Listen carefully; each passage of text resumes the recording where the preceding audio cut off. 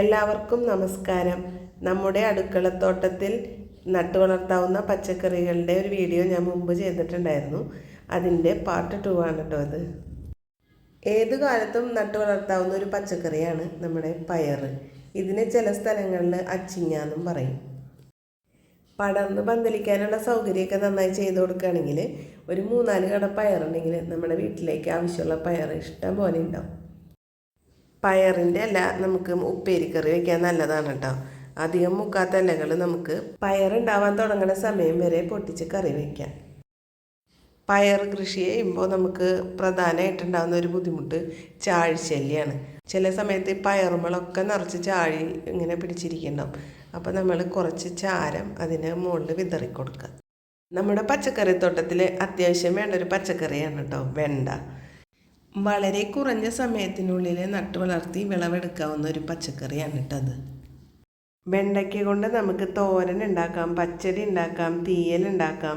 പിന്നെ അതുകൂടാതെ സാമ്പാറിലിടാൻ പ്രധാനമായിട്ട് ഉപയോഗിക്കുന്ന ഒരു പച്ചക്കറിയാണ് വെണ്ട. വെണ്ടയ്ക്ക നമുക്ക് പച്ചയ്ക്കും കഴിക്കാം. ഒരു വെണ്ടയ്ക്ക 2-3 പീസായിട്ട് മുറിച്ച് തലേ ദിവസം വെള്ളത്തിലിട്ട് വെച്ചിട്ട് പിറ്റേ ദിവസം ആ വെള്ളം എടുത്ത് കുടിക്കുന്നതും ഷുഗർ കുറയാൻ നല്ലതാണ്.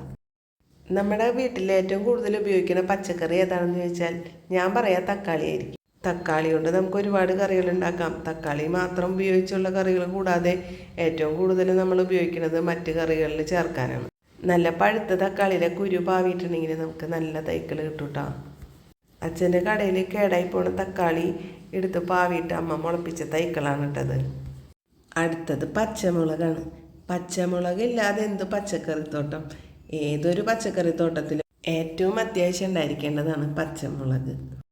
നമ്മുടെ കറികളിലൊക്കെ ഏറ്റവും കൂടുതൽ നമ്മൾ ഉൾപ്പെടുത്തേണ്ടത് പച്ചമുളകും കുരുമുളകുമാണ്. കാന്താരി മുളകും നാടൻ മുളകും ഒക്കെ നട്ടു വളർത്തുന്നത് സീസണിലൊക്കെ ചെയ്യുകയാണെങ്കിൽ നല്ലൊരു വരുമാന മാർഗ്ഗമാണ്.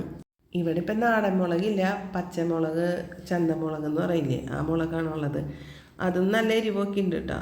ഈ ചന്തമുളക് പഴുക്കുമ്പോൾ ഉണക്കി പൊടിച്ചിട്ടാണ് മുളക് പൊടി ഉണ്ടാക്കുന്നത്. അപ്പം നമുക്ക് കൂടുതലായിട്ടത് നട്ടു വളർത്തുകയാണെങ്കിൽ വീട്ടിൽ തന്നെ നമുക്ക് ആവശ്യത്തിനുള്ള മുളക് പൊടി ഉണ്ടാക്കാം. ഇത് നമ്മുടെ കാന്താരി മുളകാണ് കേട്ടോ. അതിപ്പോൾ കുറേ പഴുത്ത് നിൽക്കുകയാണ്. പടർന്ന് കയറാനുള്ള സൗകര്യം ഉണ്ടെങ്കിൽ നമുക്ക് തീർച്ചയായിട്ടും നട്ടു വളർത്താവുന്ന ഒരു പച്ചക്കറിയാണ് മത്തങ്ങ. ഇതിൻ്റെ പൂവ്, ഇല, കായ് എല്ലാം കറി വയ്ക്കാൻ എടുക്കുന്നതാണ്. അപ്പോൾ നമ്മുടെ പച്ചക്കറിത്തോട്ടത്തിൽ നല്ലൊരു മുതൽക്കൂട്ടാണ് നമ്മുടെ മത്തൻ. പാർട്ട് 1 വീഡിയോ കാണാത്തവർക്ക് വേണ്ടി ഡിസ്ക്രിപ്ഷനിൽ കൊടുക്കുന്നുണ്ട്. ആ വീഡിയോ കണ്ട എല്ലാവർക്കും ഒരുപാട് നന്ദി. അപ്പോൾ നമ്മുടെ ഇന്നത്തെ ഈ വീഡിയോ ഇവിടെ വൈൻഡപ്പ് ചെയ്യുകയാണ്. അടുത്ത വീഡിയോയുമായി വീണ്ടും കാണാം. നന്ദി, നമസ്കാരം.